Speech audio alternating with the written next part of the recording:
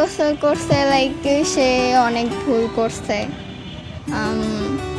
আরও মানে না বুঝে অনেক কিছু করে ফেলছে, জীবনে অনেক ভুল সিদ্ধান্ত নিছে।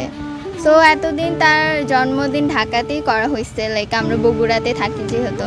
সো আজকে বগুড়াতে করতেছে, অনেক খুশি। সবাই দোয়া করবেন যেন আর ভুল না করে সে। আপনারা কয়দিনকে দেখেছেন ঢাকায় আমি দুধ দিয়ে গোসল করেছি।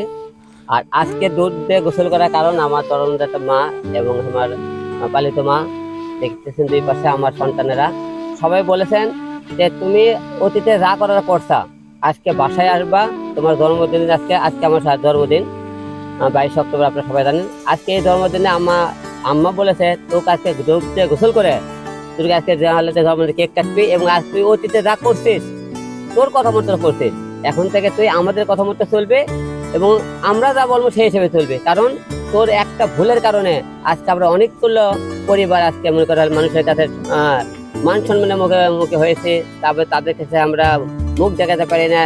আর এটা ওইটা না, কাপড় ধোয়ার একটাই সলিউশন, চাকা অল ইন ওয়ান।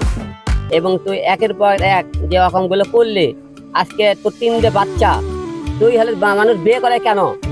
আমরা হলে যে বইয়ের হলে হাতে রান্না খাবো, তোর 3টে বাচ্চাকে দেখবি, তোর বইয়েরা কি করলি? তুই 2টে বিয়ে করলি, তুই মিডিয়াতে 2টে বইতে আমাকে ভাত না দিলে ভাত না দেখে তোর বাচ্চাদেরকে।